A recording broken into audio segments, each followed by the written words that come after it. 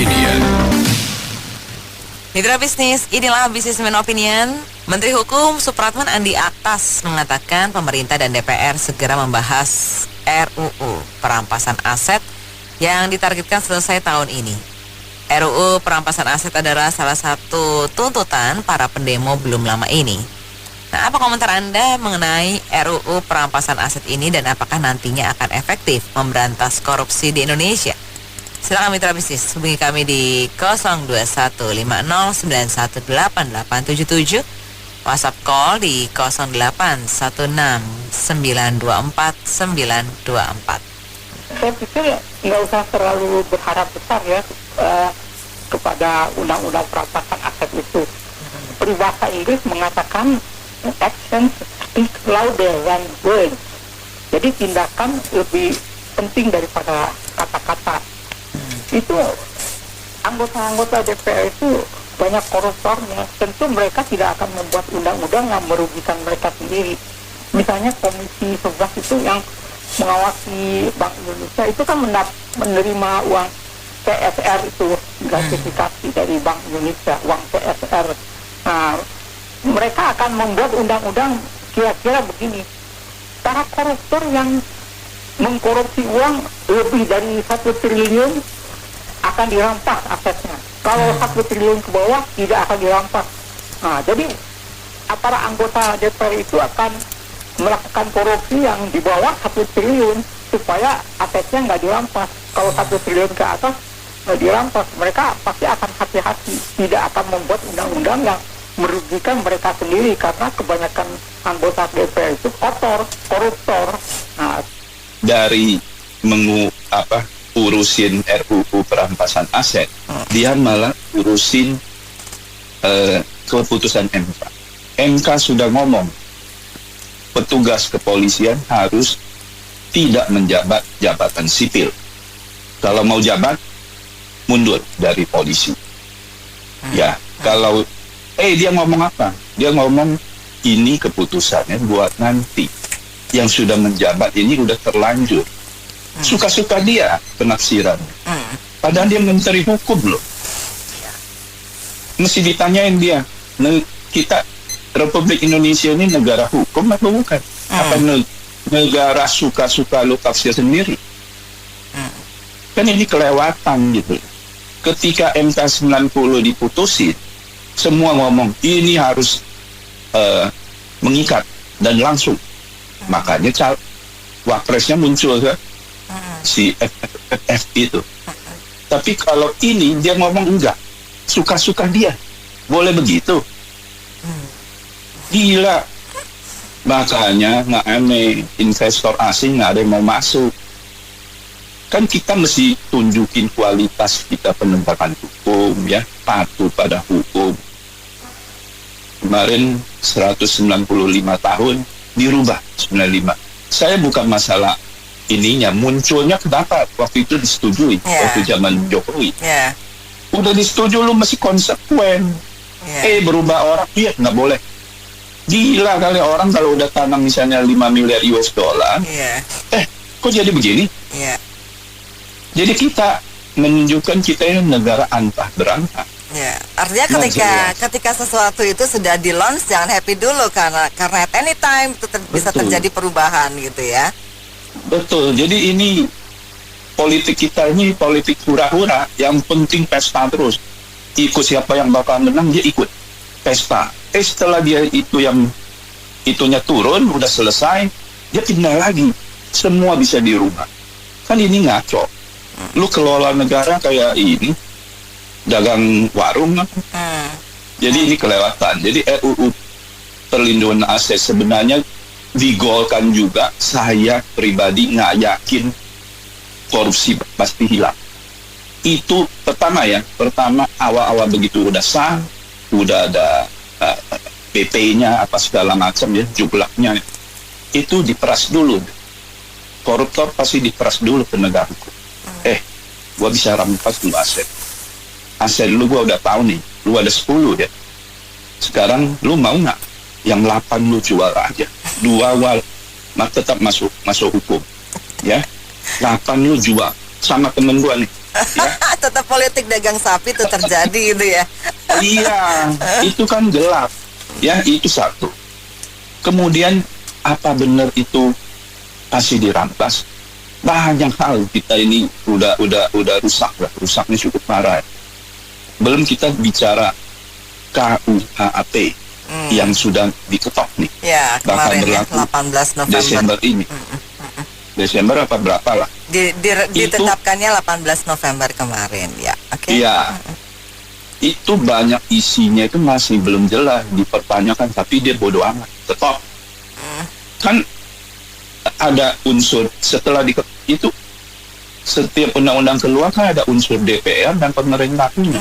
Kedua belah pihak setuju. Ya. Itu masih dipertanyakan. Besok-besok bisa-bisa nih Mbak Nena kebanyakan ngomong dicari gara-gara. Kalau gitu aku diam aja deh, kalau gitu nggak mau banyak ngomong. Jangan, Tapi benar, terus dong. RUU KUHP kemarin masih ada beberapa pasal yang bermasalah ya, yang ini cukup kontroversial. Iya. Jadi penyidik ya diberi ruang yang sangat besar untuk yang mereka sebut penegakan hukum. Lu belum apa-apa aja bisa disita dulu asetnya, rekeningnya diblokir, segala macem ya, dia bisa tahan lu tanpa dikasih pengacara dulu ya 2-3 hari, baru dia pelan-pelan. Itu dia bahayanya. Udah mesti dilakukan. Ini aja main tai chi dia, pelan-pelan ngomong, kita butuh penyesuaian. Terus kumpulin lah dia institusi politik ya, dikumpulin lah polisi, KY, apa-apa dikumpulin. Nanti dia bikin blok, lawan itu keputusan MK ini. Nggak bisa. Itu mainannya. Jadi negara kita udah dikepalai oleh politisi. Politisinya juga parahnya kejar kekuasaan tok. Jadi rakyatnya mau sejahtera itu belakangan ya. Pegang kuasa dulu, baru dibagi dikit-dikit. Ya baginya bansos 20.000, 50.000 ya naiklah harga. Perampasan aset ya, Pak. Ya. Kalau memang susah dilaksanakan, mungkin dari yang terkait itu memang harus mengubah isi sumpah jabatannya, Pak. Jadi selama ini seremoni untuk sumpah jabatan itu kan cuma 5 menit doang tuh, Pak. Dan cuma dikerjakan asal-asalan kan. Ya barangkali harus berlapis-lapis nih, Pak. Taruhannya anak cucu sama dunia akhirat.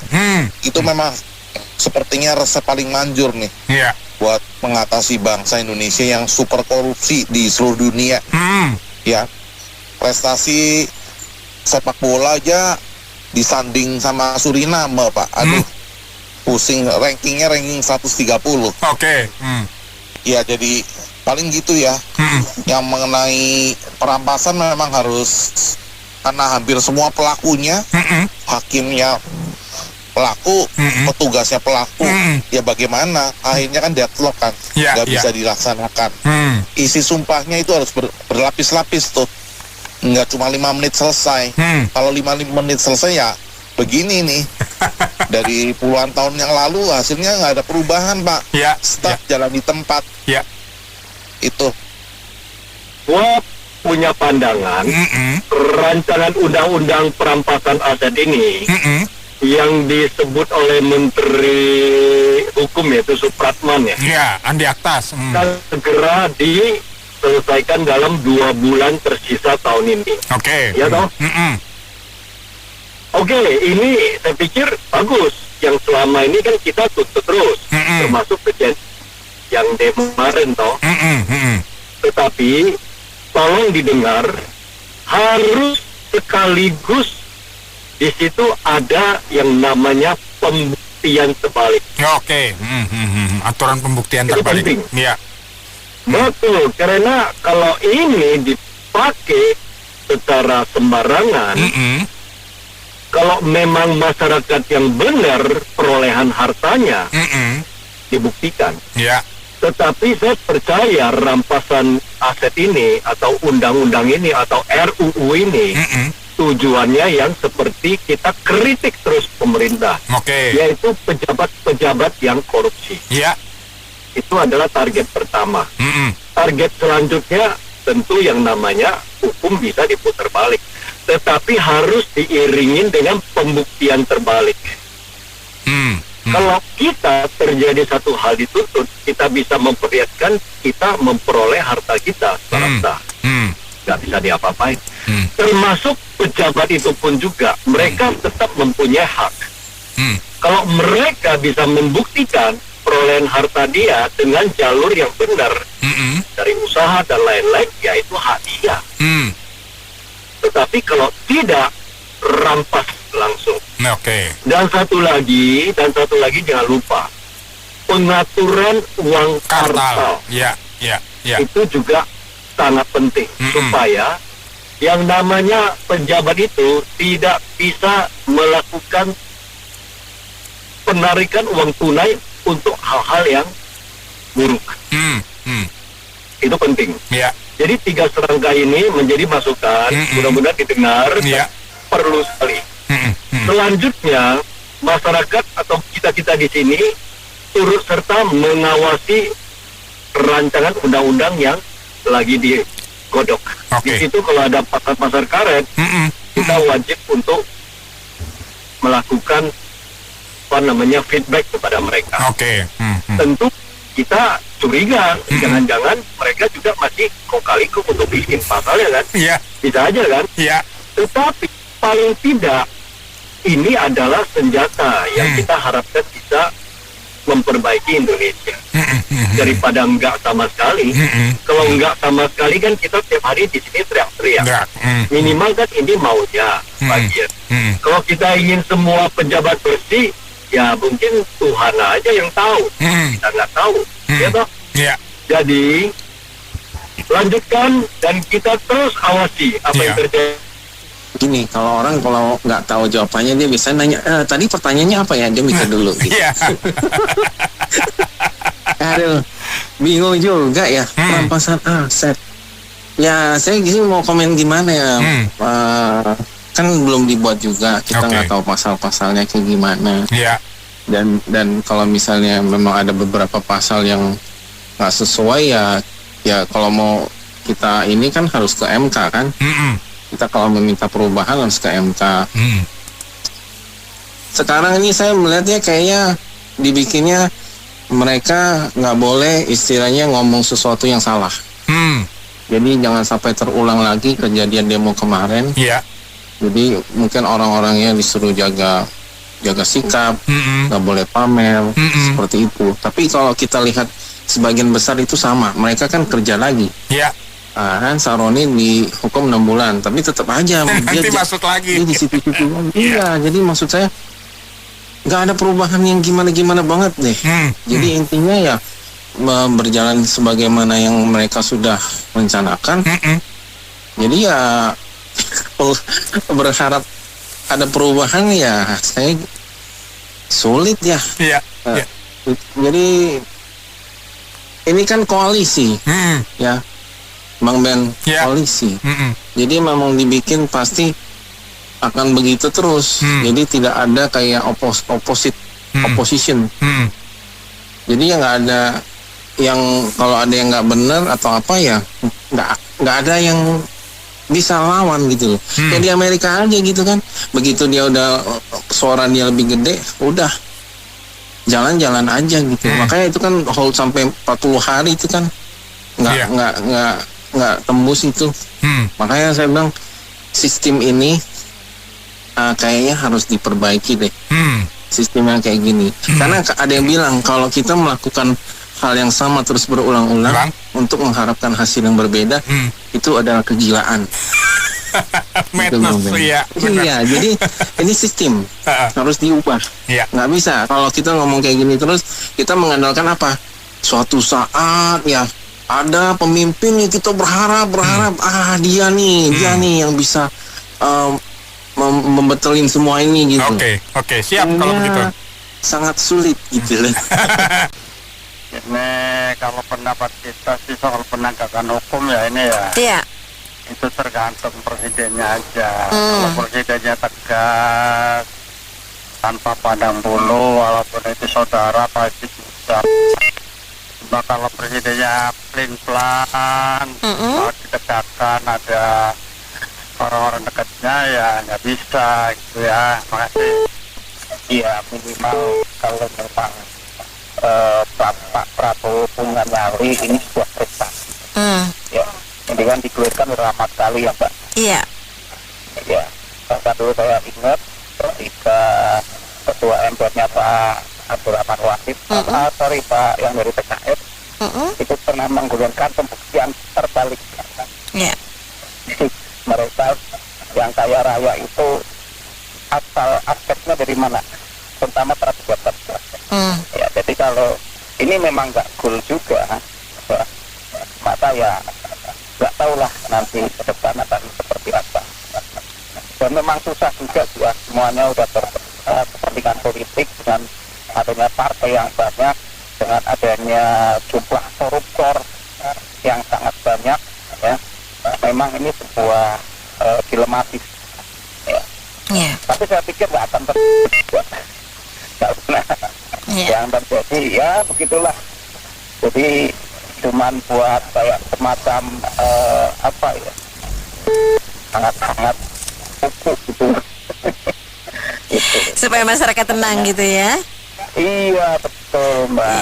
Dan pendemo sekarang ini tuh nggak kayak zaman dulu 98.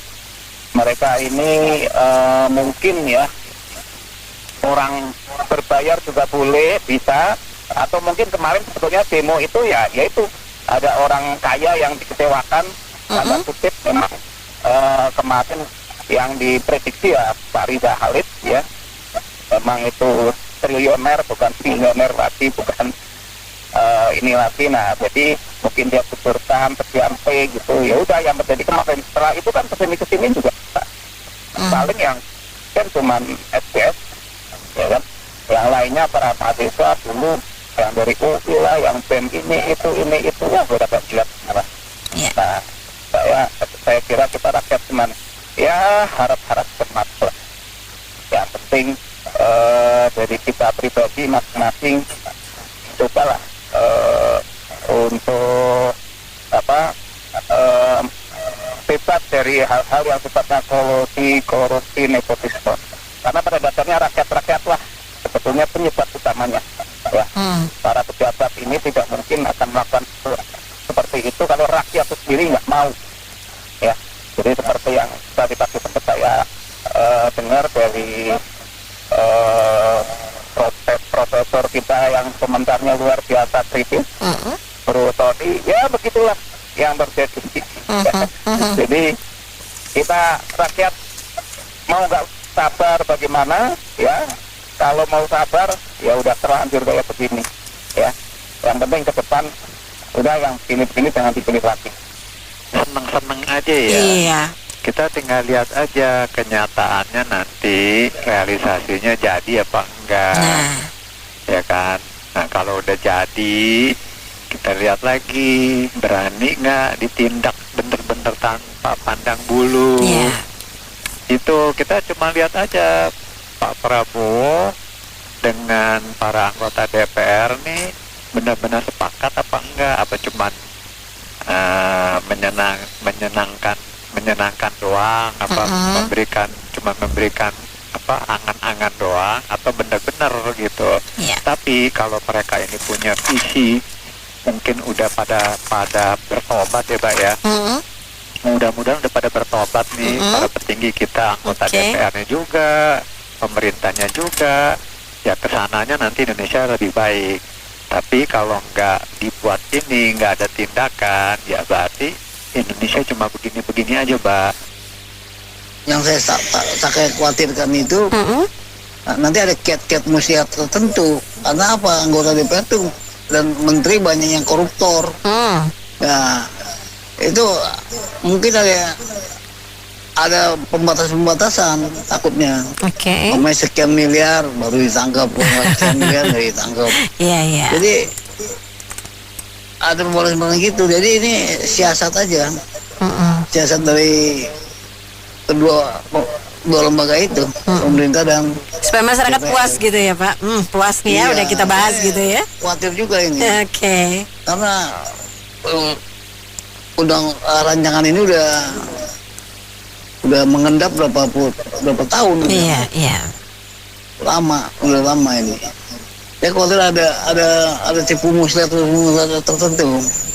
Ya karena di Indonesia ini itu nggak bisa percaya begitu aja sama orang. Oke. Ya. Jadi hukum di Indonesia itu ibaratnya kayak main kartu remi sih, Bu. Iya. Kalau saya bilang itu. Jadi segala kebijakan nanti ada anggota DPR akan buat undang-undang yang bisa mengakali kebijakan tersebut. Mengakali. Ya, contoh kan yang kemarin, kayak kemarin kan yang terbaru kan bahwa sekarang ini nanti kita masyarakat ini yang beropini berpendapat, jika pemerintah nggak suka itu bisa dianggap tindakan makar. Jadi bisa ditangkap. Bisa disadap HP kita dan kita juga bisa dimatikan sosmednya, bisa dimatikan rekeningnya. Jadi yang namanya asas praduga tidak bersalah itu udah berganti asas hukum di Indonesia ini. Jadi kita walaupun diduga ya, walaupun diduga dalam arti misalkan kita kayak forward apalah berita-berita apa yang kita mungkin meresahkan gitu ya pemerintah, itu kita bisa dianggap makar, kita bisa ditindak, bisa diculik, bisa diambil dan bisa dinonaktifkan sosmed kita. Nah jadi hukum kita ini sekarang udah bukan asas praduga tidak bersalah lagi, Mbak. Jadi bersalah tanpa dipraduga pun bisa bersalah. Dengan adanya undang-undang yang kemarin diresmikan DPR loh, Mbak. Ya kan ya, Mbak ya. Nah, jadi menurut saya ya hukum di Indonesia ini yang paling nggak ada standarnya, Pak. Paling nggak ada standar, saya bilang itu. Kenapa saya bilang nggak ada standar? Yang hukuman buat orang yang maling ayam sama yang korupsi triliunan itu bisa sama. Bisa sama lamanya. Gitu. Itu yang saya bilang nggak ada standar. Kalau misalkan mau dibuat standar, misalnya kerugian negara, misalnya kita dia korupsi 1 miliar lah. Dia buat standar loh pemerintah. Kalau kamu terkena jerat kasus korupsi merugikan negara 1 miliar, kamu harus mengganti 2 miliar, 2 kali lipat. Atau kamu akan dikenakan hukuman penjara dengan gaji UMR, misalkan UMR di Indonesia ini misalkan ya anggap aja di Jakarta lah, tergantung daerah hukumnya ya. Misalkan kalau Jakarta 5 juta, mungkin daerah lain mungkin ada yang 3 juta, 4 juta. Nah, dia harus mengganti, kalau misalkan dia nggak ada duitnya ya, dia harus mengganti dengan hukuman selama gaji UMR itu berlaku. Gitu loh. Misalnya kalau ya 1 miliar berarti dia dengan gaji di Jakarta 5 juta per bulan, ya berarti dia kira-kira harus di sel itu 20 tahun, dia nggak, Mbak? Kurang lebih lah itulah seperti itu. Jadi baru ada keadilannya, baru ada standarnya gitu loh.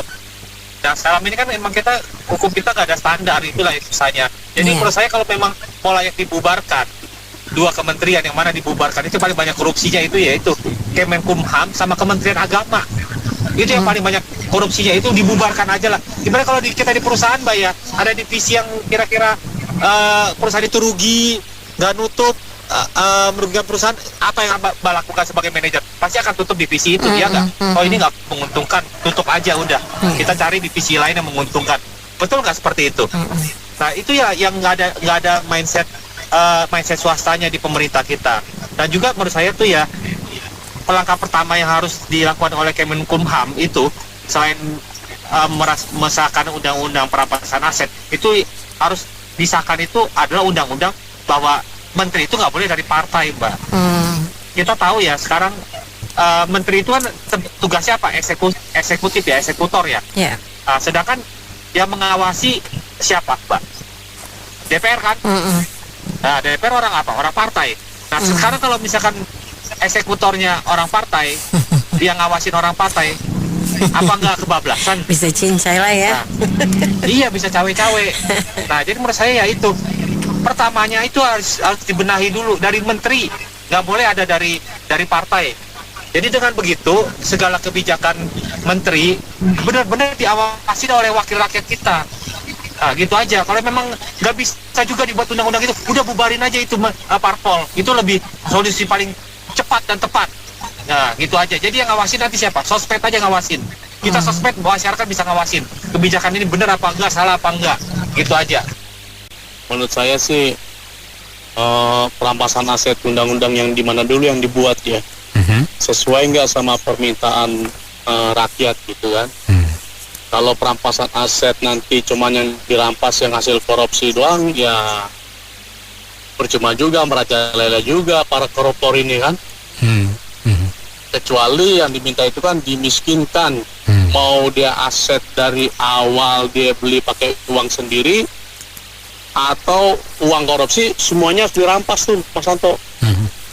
Dimiskinkan kayak di Singapura.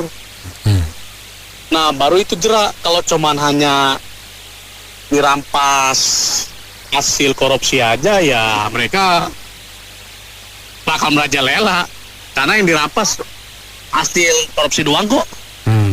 Kan begitu. Apalagi nanti undang-undang mana yang dibuat yang seperti apa dulu nanti kita lihat kan gitu. Memang kalau yang di Singapura itu atau yang di Cina kalau nggak salah atau mana ya, yang hukuman mati itu baru jerak. Kalau cuman di Indonesia ya nanti takut masuk neraka ya gimana Mas Santo, susah lah. Apalagi nanti dapat amnesti. Ya para koruptor ini nggak bakal jerak menurut saya. Kecuali dirampas asetnya, mau dia hasil korupsi atau dia hasil beli pakai duit sendiri, dirampas semuanya.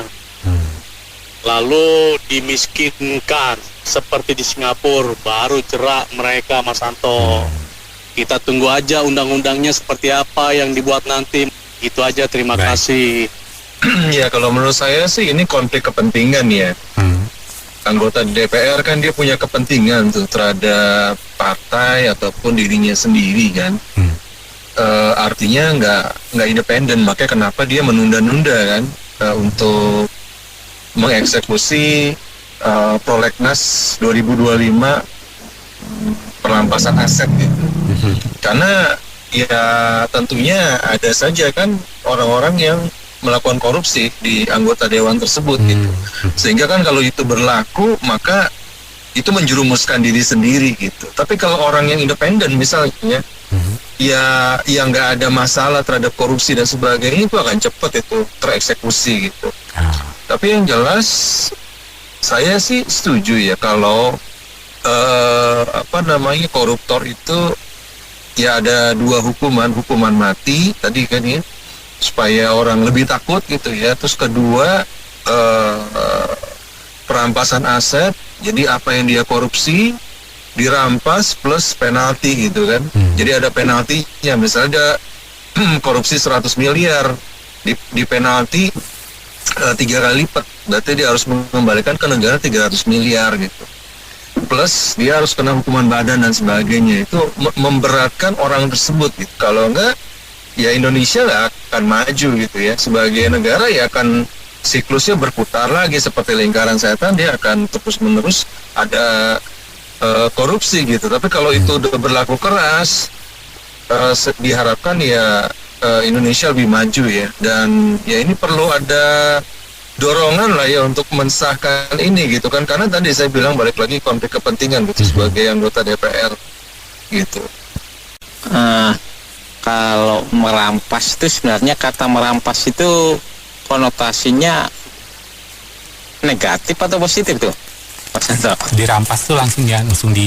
Misalnya nih motor Mas Santo dipinjam gak dipulang-pulangin, nah biar pulang saya rampas, itu kan konotasi negatif sebenarnya ya. Iya. Kalau arti kata merampas itu sepertinya kurang tepat. Kalau perampasan aset berarti istilah perampasan itu kan berarti merebut hak orang lain. Beda dengan mengembalikan atau mengambil kembali. Nah, seperti itu. Lalu yang kedua itu kalau koruptor kan ketangkep disita tuh. Uangnya juga diambil, mobil-mobilnya tuh kalau lihat berita kan juga disita, bahkan ada rumahnya. Nah, berarti kalau untuk koruptor kan sebenarnya dengan penindakan barang-barang itu juga udah diambil dengan uangnya. Nah, lalu seperti komen-komen yang lain bahwa kita nggak tahu isinya perampasan aset itu aset siapa. Nah, jangan sampai nanti malah bukan hanya pejabat atau koruptor, tapi justru aset orang-orang yang orang-orang kaya itu diselidikin tuh asetnya. Wah, ini dapetin. Nah, malah itu yang dirampas kan malah repot juga. Jadi kalau menurut saya mungkin nggak ya RUU itu masyarakat bisa tahu yang mau disahkan itu apa isinya. Rakyat meskipun udah ada wakilnya tapi bisa membaca juga bahwa RUU itu isinya apa aja. Nah, rakyat juga bisa melihat apa yang mau disahkan itu, pasal-pasalnya apa aja. Saya kira itu aja ya. Iya, ini memenuhi tuntutan para pendemo. Menurut saya penuh atau tidak bukan sekedar undang-undang itu sudah ada kemudian sudah terpenuhi. Kalau kita lihat tuntutannya terlalu cetek kalau cuma segitu ya. Ada yang undang-undang perampasan itu harta gitu para koruptor gitu kan. Pertanyaan ini yang paling benar memang dijawab. Apakah efektif? Gitu. Saya sangat menyaksikan keefektifannya. Tergantung apa isi undang-undangnya nanti. Gini, yang mau dirampas itu sebatas sejauh mana? Apakah cuma harta si koruptor itu sendiri? Atau dilebarin misalnya kalau dia sudah nikah, harta istrinya juga, harta anak-anaknya juga, gitu kan? Sampai sejauh mana? Sampai ke adik-adik iparnya mungkin juga gitu, ke besannya gitu. Sampai sejauh mana? Tapi kalau orang hukum, saya nggak yakin kita bisa membuat undang-undang membabi buta tanpa menggunakan akal sehat. Kita isi di situ. Seorang koruptor itu kalau korupsi dirampas sampai semua keluarganya, termasuk keluarga besar, besan apa semua diisi kayak begitu. Nah, taruhlah kita isi kayak begitu. Ujung-ujungnya kan hukum itu harus dibuktikan bahwa benar ada aliran dana dari si koruptor itu ke besannya atau ke anaknya, terutama ke anaknya udah berkeluarga. Ujung-ujungnya benar kan? Mas Anto, harus dibuktikan dong. Kalau enggak kita bicara hukum apa ini? Negara ini bukan negara hukum. Nah, kalau kita sudah masuk seperti itu, ya sebenarnya nggak usah undang-undang perampasan. Sekarang itu tanpa undang-undang perampasan itu kan dicari memang seperti itu kan. Alirannya kemana? Kalau bisa buktikan memang aliran dana itu, mau itu hubungan keluarga, teman, apa semua diambil semua kan, dipanggil semua. Gitu kan. Jadi apa bedanya perampasan itu dan yang tidak ada undang-undang perampasan kalau caranya merampas itu harus menempuh jalur hukum seperti itu, bukti membuktikan gitu kan. Kalau saya sekali lagi saya bilang kalau itu kita nggak pakai lah rasanya kita akan dicerca orang karena kita membuat aturan walaupun itu rampas, kata rampas, tapi saya yakin harus dibuktikan gitu. Nah ini yang membuat saya sangat ragu adanya undang-undang itu. Teknis pelaksanaannya bisa benar-benar, kalau efektif itu artinya kan korupsinya berkurang kan gitu kan, orang takut korupsi itu kan, itu efektif kan, seperti itu. Nah terus yang kita tahu juga kalau kita mau buktikan ini semua mesti ke pengadilan. Ya mohon maaf, semua penegak hukum yang terlibat saat ini kan masih dikenal korup juga kan. Nah ya kalau yang jaksanya, polisinya, hakimnya ya akan menentukan itu korupsi atau tidak. Si korup ya apakah akan efektif gitu loh. Itu jadi pelaksanaannya gitu. Jadi nggak usah senang dulu, kita nggak usah disenangin dengan akan ini RUU akan diundangkan akhir tahun ini gitu. Nanti ujung-ujungnya itu cuma menambah dokumen di rak aja. Nah sebenarnya cari cara yang lebih efektif gitu. Jadi menurut saya harus dipadukan, dilengkapi dengan cara lain. Kalau saya sih percaya dimatiin Mas Anto, gitu dimatiin. Kemudian matiinnya juga kan bisa berkelit kan, sampai ya nggak usah. Kalau itu dia ketangkap tangan, itu kan sudah bukti otentik, memang bukti benaran. Ketangkap tangan dia korupsi, udah nggak usah bawa ke pengadilan, ditembak mati saja, gitu. Jadi kalau mau dirampas, ya nggak usah terlalu lebar-lebar kan saya bilang akan rumit dan ujung-ujungnya akan sulit sekali. Rampas aja yang bersangkutan sudah. Karena Pak Honi Itu aja seadanya yang bisa dapat, dan kita tahu itu susah sekali karena korupsi itu pasti pintar sekali orangnya. Mereka sekarang aja nggak pakai transfer bank, pakai cash. Karena dengan aturan yang ada pun kasih cash juga susah mau ditelusuri kan cash gitu. Jadi mereka tahulah caranya gitu. Maka sudahlah, nggak usah terlalu banyak berharap tuh rampas itu, sebisanya saja. Tapi yang penting matiin saja orangnya. Karena kalau dipenjara juga membuani negara, kasih makan, gitu kan. Ujung-ujungnya nanti lagi berkelit 20 tahun, keluarnya 6 tahun, selesai keluar juga. Gitu kan. Jadi nggak efektif juga tuh hukumannya penjara itu. Gitu. Jadi saran saya percaya dimatiin. Nah kalau itu bertentangan dengan HAM, boleh berdebat dengan saya deh.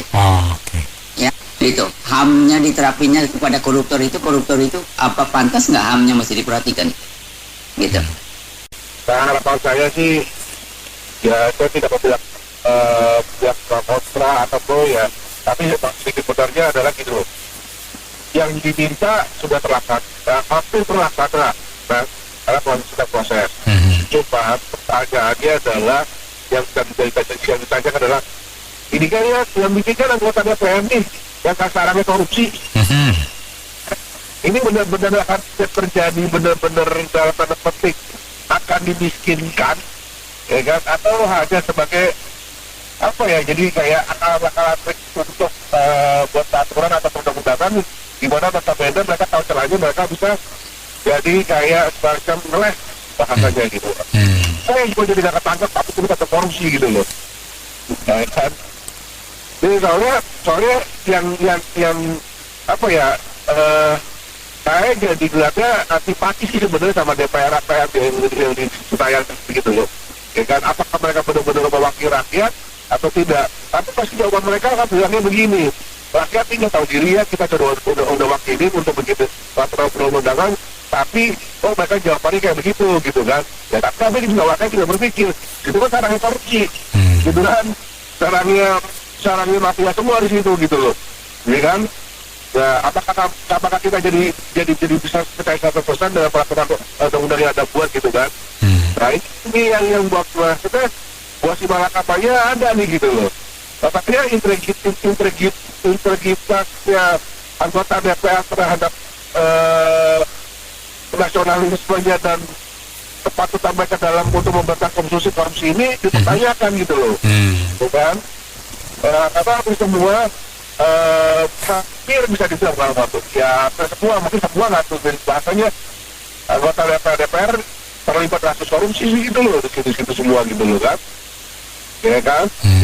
Jadi apa ya disahkan, diatur, dibuat, kita ya senang tapi juga deg-degan juga gitu kan, jadi serba salah gitu loh, ya kan. Karena apa, kita lihatnya udah pesimis banget bener loh, ya kan. Itu curhatan bahasanya Mbak, saya sebagai warga masyarakat apa ya lihatnya, ekspektasinya harapannya pengennya bagus, tapi kayaknya mau jadi sedap juga gitu. Itu caranya mereka untuk cari celah, jadi korupsinya makin banyak lagi dari yang sekarang yang sudah terjadi gitu loh, ya kan. Sedangkan dari sisi kita, dari polisi, dari jaksa agung, KPK, itu semua lingkaran setannya bermain semua, ini kan. Dulu Titi Bahari ketua KPK kena kasus, ya kan. Jadi kan polisi udah tahu sarang-sarangnya itu semua juga ada, gitu loh. Jaksa agung apalagi, hakim apalagi, semua juga bisa dibeli sama duit gitu kan. Wah, jadi kita apa ya, penegakan hukumnya kurang mantap gitu loh di Indonesia ini gitu loh. Ya saya takutnya nanti jadi cuma kayak makan ompong gitu loh, ya, di Indonesia ini gitu loh. Jadi mau bilang untuk pemberantasan korupsi, tapi cuma jalan di tempat, nggak bergerak gitu loh. Cuma nanti bahasanya OTT semacam kayak biar kelihatan kerja nih, kerja gitu loh. Ya. Jadi coba deh jangan hanya apa ya hukumannya jangan ada bahasanya gini lah, siapapun yang ketangkap oleh OTT, KPK atau sebuah kasus korupsi, coba jangan dikasih remisi gitu loh. Jadi nggak ada lagi tuh bahasa remisi 2/3 jalanan hukuman diremisi. Makanya subur Indonesia, ya kan, mending korupsi aja gue gitu ya. Gue nanti pas diremisi tuh 10 tahun, jalan 7 tahun gue diremisi. 3 tahun diremisi terus, enak banget gitu kan. Judul-judul nanti tahanan kota. Ya kan, bukti nyatanya udah ada Setia Novanto. Apalagi gitu loh, makanya saya bilang Indonesia tuh terlalu bikin kita masyarakatnya tuh pesimistis gitu loh, bukan optimis gitu loh terhadap kinerja bangsanya gitu loh, terhadap kinerja rakyatnya sama pemerintahannya gitu loh. Jauh dari kata saya pribadi nggak jauh dari kata yang kita inginkan atau perfect. Ya kalau bilang saya perfeksionis ya memang semua orang maunya perfect gitu kan, tapi ini jauh dari kata perfect. Kalau bilang skalanya 1 sampai 10, 5 aja belum sampai nih gitu loh. Itu sih menurut saya. Ya, terima kasih. Ya, saya pikir terima kasih buat Pak Atas ya, Menteri, untuk juga baik itu mungkin pemerintah yang menginisiasi atau DPR yang menginisiasi, ini sebuah langkah yang bagus buat kemajuan hukum di Indonesia. Jadi kalau kita lihat tuntutan 17+8 yang disampaikan oleh rakyat pada bulan Agustus kemarin, itu salah satu checklist dari 17+8 itu, 17+8 tuntutan itu adalah disahkannya Undang-Undang Perampasan Aset. Tentu dalam pembentukannya Pak Atas dan DPR pasti bijaksana untuk melibatkan partisipasi sebesar-besarnya dari masyarakat. Masyarakat itu baik mengundang mahasiswa, para akademisi, para penegak hukum, lawyer, dan semuanya itu diundang aja, termasuk juga LSM anti korupsi. Nah, dengan begitu bisa ditemukan titik tengah yang tidak mendolimi tersangka di luar daripada apa yang dia lakukan, tidak ultra vires, namun juga membuat sebuah lex specialis ya. Kalau KUHP pidana itu nanti lex generalisnya, lex spesialisnya adalah undang-undang perampasan aset ini. Nah, siapa yang akan menjadi potensi scope dari undang-undang ini, nanti para ahli, para masyarakat bisa masih masukan. Saya pikir ini langkah yang cukup bagus dan bisa meningkatkan 3 hal. Yang pertama, meningkatkan kepercayaan ya, paling tidak di sisi awal dari rakyat kepada pemerintah. Pasti ada saja yang tidak percaya dan seterusnya, itu hak masing-masing. Tapi secara umum dengan disahkannya perampasan aset itu meningkatkan kepercayaan rakyat pada pemerintahnya. Yang kedua, tentu membuat koruptor itu berpikirlah, karena ada lex generalis, ada lex spesialis yang sudah mengunci geraknya gitu. Bahwa apakah efektif dan akan hilang? Ya belum tentu, karena bisa saja dengan adanya undang-undang terketat apapun, mereka mencari celah-celah baru ya, kilah-kilah yang baru dalam modus operandinya gitu. Dan yang ketiga, ini akan membuat peringkat persepsi korupsi di Indonesia itu membaik. Dari yang sekarang rendah bisa menjadi membaik. Jadi mungkin Pak Prabowo bisa endorse atau mempercepat ya, karena Menteri Kehakiman kan bagian daripada eksekutif, mempercepat supaya ini memang dikaji menyeluruh oleh masyarakat dan diputuskan sebelum tahun ini. Itu kado terbaik, salah satu kado terbaik dari Kementerian Kehakiman, dari DPR, dari Presiden bagi rakyat Indonesia. Mudah-mudahan bisa diresmikan di Desember sudah selesai RUU-nya. Terima kasih. Iya, saya dengar tadi Pak Andri ngomong kayak luka itu ditaburin garam gitu nih. Dulu kayaknya perih banget gitu kan. Jadi ya kita kan ngomong perampasan aset udah lama ya Mbak Nen. Tapi saya mau menyoroti yang undang-undang kemarin tuh ya. Oh ya, katanya KUHP banyak ya, RUU KUHP ya. Banyak pasal yang bisa disalahartikan gitu ya. Dan menurut saya sih undang-undang itu harusnya nggak bisa ada salah diartikan lagi sih. Itu kan kayak kita bikin suatu undang-undang kan berlakunya misalnya 10 tahun gitu loh. Mungkin ntar kalau ada perkembangan zaman, nah misalnya ada yang baru nih kripto kan, atau misalnya ada AI. Ini AI aja nggak tahu deh ada undang-undangnya atau enggak. Kalau di luar negeri kan yang katanya yang influencer yang finance, kesehatan itu kan harus sertifikat kan. Soalnya takutnya katanya kalau yang kayak saham-saham gitu kan dia bisa digiring tuh. Salah satunya caranya pakai influencer. Jadi digiring, udah itu digoreng.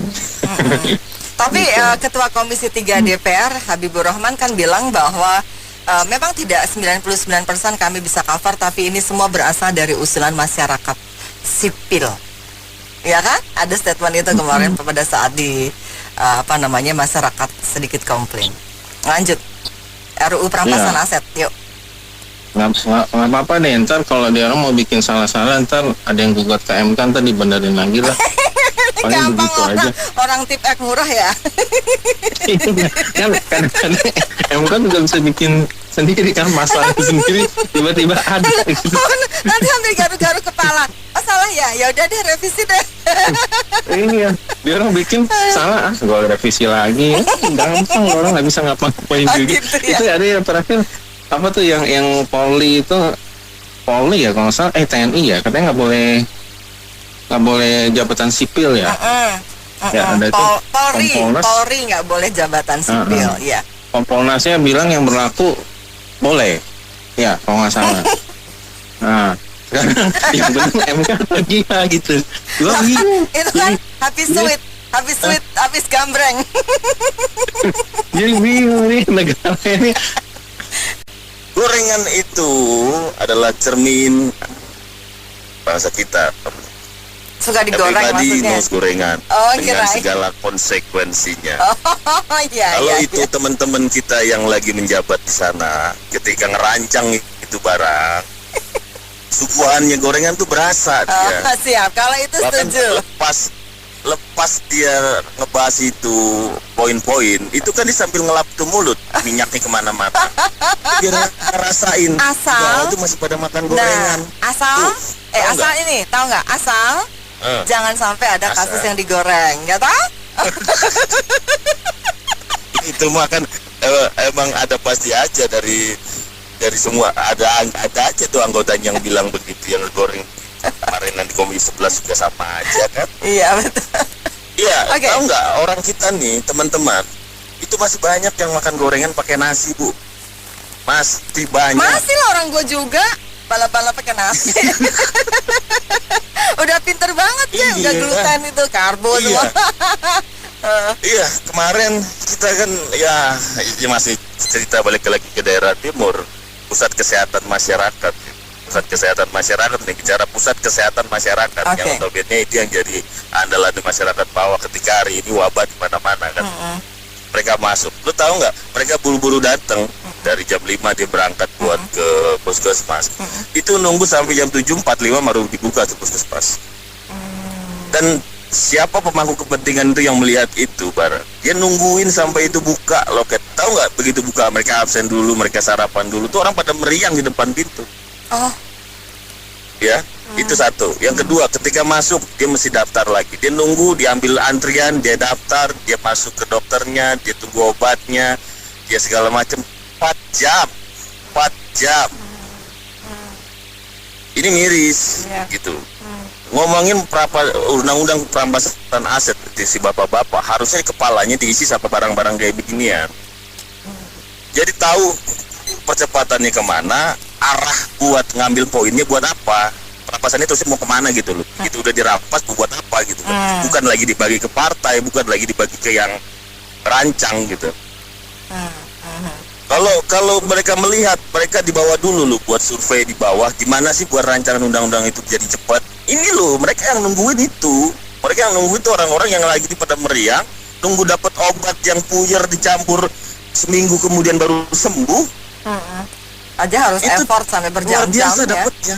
Iya, luar biasa. Dan ini emang udah jadi cerminan kita. Gimana nggak sakit gampang, gimana nggak kena wabah gampang. Yang masuknya aja gorengan pakai nasi, Bu. Gorengan nggak minyaknya minyak apa? Minyak limbah dia pakai buat ngegoreng, dibeli, dia makan pakai nasi. Yang berasnya dapatnya tuh nggak tahu yang campur plastik kalau apa berang, nggak mungkin dia beli yang bisa 13.000. Dia pasti dapat yang receh-receh. Dia supaya ini bisa panjang nih barang, dia pasti beli yang gimana supaya satu keluarga ini cukup. Nah, MBG harusnya juga dulu cuman targetnya sekolahan, biar sekolahan yang ngebagi terus jadi mainan mereka. MBG juga harusnya nggak melulu ke lembaga-lembaga yang menurutnya udah dianggap efektif, tapi by survei gitu. Iya, betul. Mereka kan di puskesmas ngantrinya panjang banget. Mereka belum tentu sarapan dia berangkat. Ini kan sebenarnya bisa lah buat satu titik yang emang buat buat kenaikan tadi masalah stunting ya segala macam, kan melihat lebih fakta itu kan, lebih dapat temuan. Nah, jadi teman-teman yang emang nge-guiding ini tuh nggak cuman by rekom, by order gitu, tapi emang by fakta, by kebutuhan.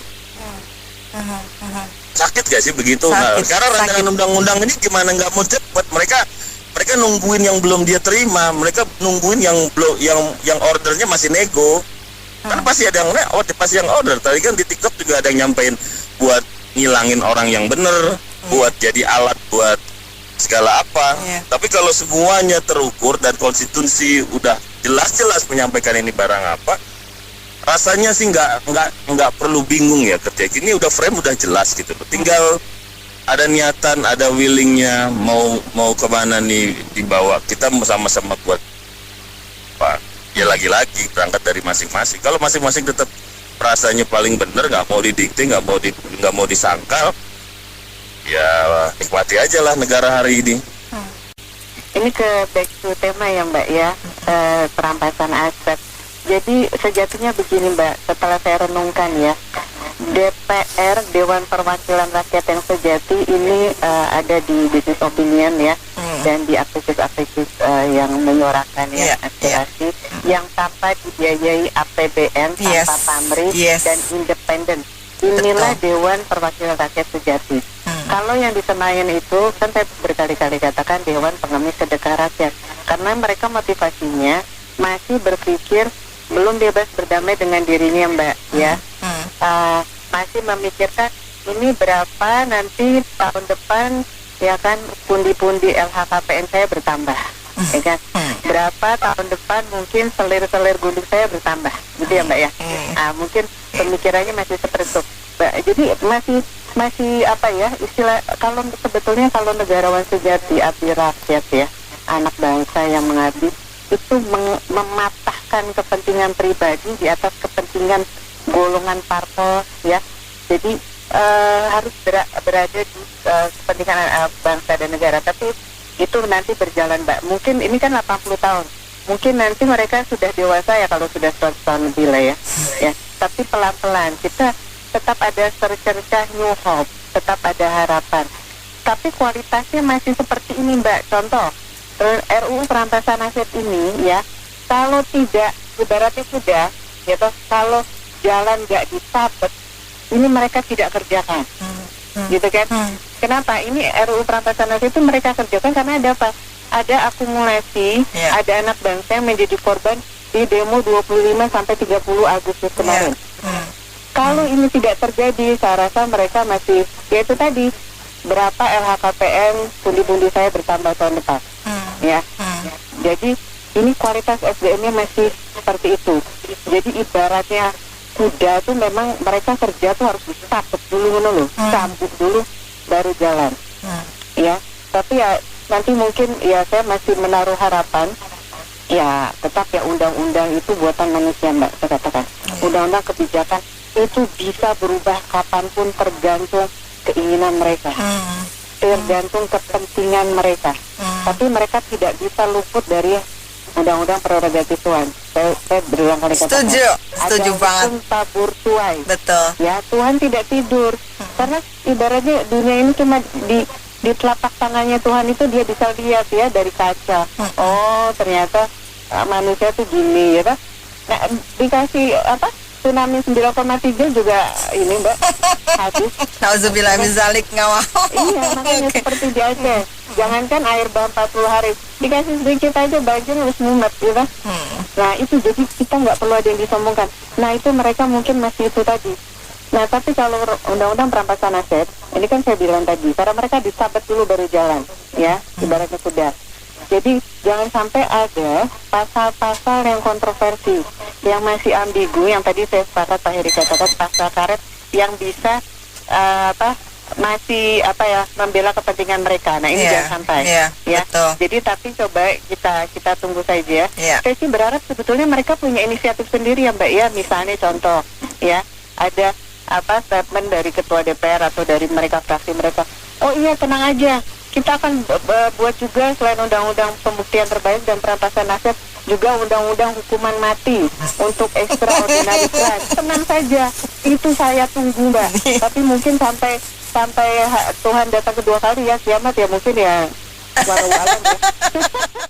Saya pikir gini, salah satu tujuan BO ini menurut saya adalah media atau wadah yang Pas FM sediakan buat kita semua rakyat biasa. Mungkin di sini ya saya mengatakan saya rakyat biasa, tapi adalah di sini yang jabatannya tinggi-tinggi juga ada ya. Artinya saya tidak mengeneralisir semua ya. Tetapi inilah wadah yang kita berusaha untuk menampilkan sisi buruk yang terjadi di negara ini, yang bahkan sampai hari ini pun masih terjadi. Dan pada momen yang sama kita mengkritik itu dan kita memberikan masukan solusi kepada pemerintah untuk memperbaiki. Jadi keseimbangan dari berita ini menurut saya kita harus jaga. Yes. Jadi kita nggak bisa sisi buruk terus terang tiap hari. Walaupun seperti teman-teman lain yang mengatakan buruk, sama saya juga mengatakan karena adanya keburukan ini sehingga kita bersuara di sini, kan kira-kira gitu ya. Betul. Sebetulnya kita juga tidak untuk kemudian memframing bahwa semua yang dilakukan adalah keburukan, tidak juga. Justru kita melemparkan sebuah fenomena. Ini adalah untuk mencari tahu bagaimana masyarakat menanggapi apa yang dilakukan oleh pemerintah. Tujuannya juga untuk pemerintah sih sebetulnya. Oke. Betul, untuk pemerintah. Ya. Saya pun terus terang antara punya harapan dan tidak punya harapan lihat negara ini. Tetapi minimal saya tinggal di sini. Anak-anak saya udah besar, cucu saya semua nanti ada di sini. Ya kita berharap pemerintah memperbaiki negara ini semakin baik. Oke, masuk ke Menteri Hukum ini mengatakan, saya ucapkan selamat dulu kepada BO. Jangan-jangan faktor BO membuat mereka tergerus, mereka tergerak untuk melakukannya. Di sini kan suara teman-teman semua yang paham sekali situasi Indonesia, yang ingin memperbaiki Indonesia. Itulah positifnya. Jadi kita ucapkan selamat dulu adanya berita ini. Tentu dikawal. Yes. Karena mereka akan membahas. Saya kira itu udah banyak sekali nanti mereka akan bahas. Apakah nanti akan ada pasal-pasal karet? Saya juga belum tahu. Ya kita kawal lah hasilnya seperti apa. Tujuan kita bersama kan salah satu extraordinary crime di Indonesia yang fatal banget yaitu korupsi. Bisa kita kurangi. Saya nggak mempunyai pengharapan hapus sama sekali. Kembali saya katakan indeksnya yaitu nanti dari internasional ICW semua akan memperlihatkan indeks korupsi Indonesia. Semakin membaik yang kita harapkan. Ini kan topik ini pernah ingat nggak komentar Habibur Rahman yang beberapa waktu yang sebelum demo? Ingat nggak? Komentar siapa? Habibur Rahman? Iya kan yang orang yang sama yang dibahas hari ini tuh Habibur Rahman, anggota DPR. Itu kan musuhnya Ahok. Nah, dia komentar dulu sangat menentang itu kan. Nah kalau kita relate sama komentar Dede Tony ya, kalau kita ketemu dengan orang yang ngomongnya dulu A, terus sekarang tiba-tiba ngomong B yang berlawanan, bisa langsung percaya nggak? Enggak lah. Nah itu dia sama metode analogi Mbak Dede Tony bilang bahwa kita mau minta berangkas dijaga sama maling gitu kan, kita bisa percaya nggak? Iya. Dia mungkin yakin bahwa berangkasnya udah dikunci gitu, tapi malingnya lebih pinter. Udah gitu diam-diam dikunci lagi, ternyata udah kosong ya kan. Iya. Oke, terus mereka sebanyak juga yang pinter kan bisa buka berangkasnya terus isinya aja yang diambil kan. Iya. Betul. Dan ini kita lihat ya DPR ini udah berapa tahun ngelek ya untuk masalah ini ya. Iya. kayak pengelola gitu kan. Dan setelah rame baru ini, nah ini juga ininya masih belum, kita lihat aja hasilnya deh Mbak. Saya nggak bisa bilang A atau B ya, kita lihat hasil nanti gimana nih. Dia membuat pasal-pasal yang aneh-aneh nggak gitu kan? Iya. Dikawal aja harus ya kan. Biasanya yang positif tinggi kayak ini nih Pak Heri nih yang selalu ngomong gitu. Tapi lihat dari track record yang sebelumnya kan sudah kita tahu lah gimana mereka kan gitu kan. Jadi makanya ya kita kawal aja dan kita ramein aja terus ya, mudah-mudahan. Ya saya nggak tahu nih apa kita nih menyuarakan energi negatif atau positif ya, kalau kan selalu kita nggak apa a priori. Kalau mau jujur-jujuran ya Kak ya, nanti kualitas undang-undang yang dihasilkan, saya jujur aja pesimis Kak. Istilahnya gini, kita percaya sama maling yang mau bikin aturan buat penjarain mereka Kak. Logikanya nggak masuk Kak. Susah bagi saya untuk mencerna, meskipun ya kita selalu berharap ya yang terbaik seperti Kakak. Kita berharap yang terbaik negara ini. Tapi Kak, kita menyerahkan undang-undang ini kepada yang Kakak bilang pejabat bangsa pakai T apa kagak, saya nggak tahu deh tuh. Bisa gitu kita percaya mereka bahwa mereka akan benar-benar membalik periuk nasi mereka Kak. Mereka kan nggak pernah puas Kak. Segerombolan sindikat, saya bilang sindikat, saya nggak bilang taman kanak-kanak, maaf ya, karena sindikat yang baik ada, yang sindikatnya oknum lah, sindikat oknum pejabat gitu. Sama kayak analogi Kak, Kakak minta maling jagain berangkas uang Kakak. Mereka kan menjagain uang rakyat Kak. Ampun deh, lu kalau kasih analogi mah nampol. Lah kan gitu. Terus lu berharap dia bakal dihukum kalau nyolong berangkas dulu, kan kagak gitu Kak judulnya. Yang ada dia akan lari, terus dia akan cari celah-celah. Dia pasti bisa ngumpetin hasil rampokan duit di berangkas itu. Yang salah siapa coba, lu nitipin berangkas pada maling? Yang salah siapa? Yang salah yang kasih mandat dong. Nah Kak, iya, gitu. berarti kita yang salah ya. Kita yang salah. Ujung-ujungnya rakyat lagi Kak yang salah Kak. Mereka mana pernah salah. Saya selalu bilang Kak, di negara ini undang-undang itu kastanya lebih rendah daripada pejabat Kak. Kasta tertinggi itu pejabat, baru undang-undang. Undang-undang yang harus ngikutin pejabat Kak, bukan pejabat mengikuti undang-undang. Karena mereka yang bikin ya. Nah iya Kak, you get that point ya, the message ya Kak ya. Kalau bener mau berantas korupsi, nggak usah jauh-jauh, intip aja tetangga Kak. Kenapa mereka berhasil? Sementara kita baru sibuk undang-undang perampasan aset Kak. Yang notabene menurut saya rasanya susah. Karena apa? Ujungnya nanti hakim. Nah, hakim itu udah ketangkap yang triliun itu baru satu Kak. Yang lain nggak ketangkep kan? Yang apes aja yang ketangkep. Jadi kalau untuk mengenai undang-undang ini Mbak ya, ini kan kalau boleh saya ngomong sudah berkali-kali diwacanakan, kan hanya sebatas wacana aja Mbak. Pelaksananya entah tahun kapan, entah di zaman kapan, entah di negeri entah berantas, saya nggak tahu. Kalau saya dari zamannya dari zamannya Pak Ibu Mega tuh udah ada tuh acara untuk hukum mati para koruptor atau perampasan aset segala macam. Tapi prakteknya setelah Bu Mega, SBY, Pak Jokowi sampai sekarang Pak Prabowo itu udah 4 kali ganti presiden Pak. Itu masih sebatas wacana di atas kertas. Bukan masih wacana di atas batas tulisan aja. Bahkan di atas kertas pun belum nyampe gitu. Sebenarnya sih mudah sih Mbak kalau untuk merampas harta koruptor. Presiden sebagai pimpinan tertinggi di negara ini cukup perintahkan saja kepada para hakim menangani kasus-kasus koruptor. Nah, berikan kewenangan pada mereka untuk memberikan hukuman maksimal.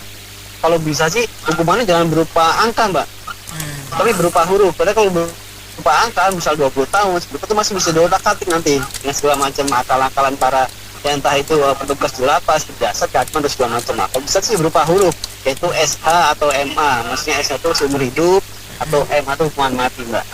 Dan yang kedua juga berikan kewenangan para hakim untuk memberikan hukuman perampasan aset, karena bagaimanapun keputusan tertinggi itu hanya ada di tangan hakim atau di pengadilan. Kalaupun nanti ada upaya untuk misalnya dari pengadilan negeri naik banding pengadilan tinggi, setelah itu nggak puas naik lagi ke kasasi di Mahkamah Agung ya. Nah, saya rasa sih kalau dari awalnya hakim sudah memberikan perampasan aset, saya rasa hampir 80% ya nanti di tingkat pengadilan tinggi maupun di tingkat Mahkamah Agung ya, itu akan diberikan hukuman yang sama, bahkan bisa malah diperberat.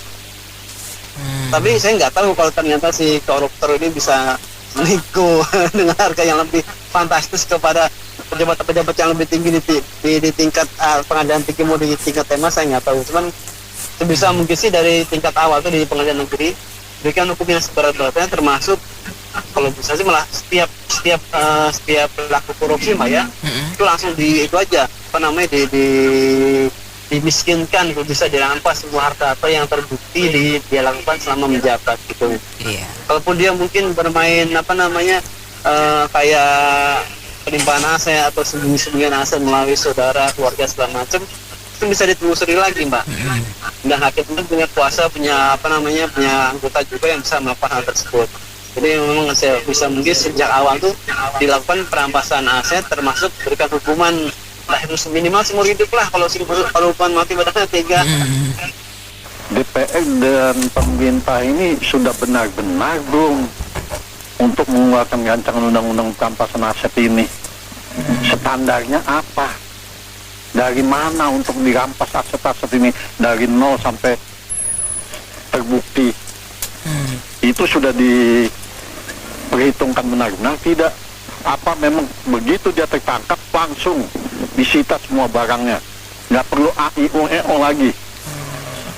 Kalau memang dia terbukti pada hari itu dia merampas korupsi segala-galanya, udah tidak ada pembicaraan apa-apa lagi atau ada pembahasan lagi. Itu ada tidak? Nah ini kan sekarang masih belum jelas.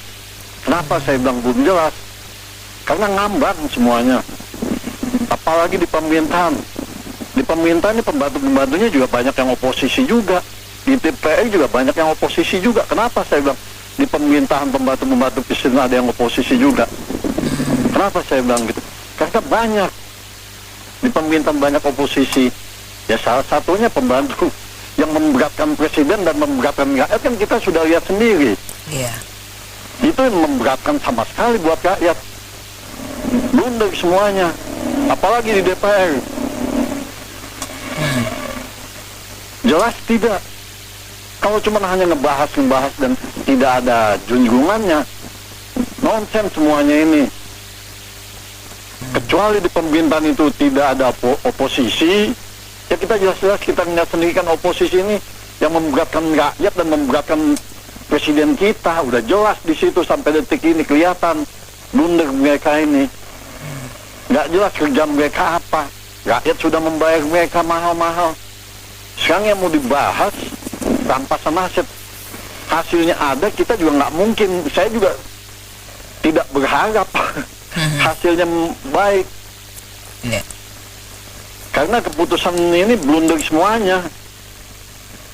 Itu kapan dijalankan Mbak nanti Mbak? Nggak dibilang kapannya, tapi kan akan selesai tahun ini. Akan selesai tahun ini, Menkumham sama DPR. Iya.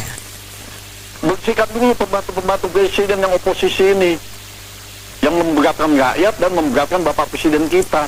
Kalau kinerjanya cuma pantai, perinting, doang, itu memberatkan presiden dan memberatkan rakyat. Kenapa saya bilang? Rakyat membayar mereka, tapi kerjanya cuma jalan-jalan saja. Banyak lagi, DPR juga begitu. Untuk kalau misalnya berjalan nanti tahun 26, nggak mungkin saya juga berjalan dengan mulusnya perampasan aset ini. Mereka masih tetap goyang-goyang kok Mbak. Masih tetap bersenang-senang. Karena kalkulasi-kalkulasi mereka itu masih ada semuanya. Begitu saja Mbak. Jadi semuanya bersihkan dulu pembantu-pembantu presiden ini, yang oposisinya, yang kinerjanya tidak jelas juga, cuman hanya AO, apa ngapongo, rakyat membayar itu salah satunya itu membebankan rakyat. Begitu juga yang di DPR aja. Begitu saja Mbak. Makasih. Assalamualaikum. Oke, terima kasih Pak Hendri atas komentarnya.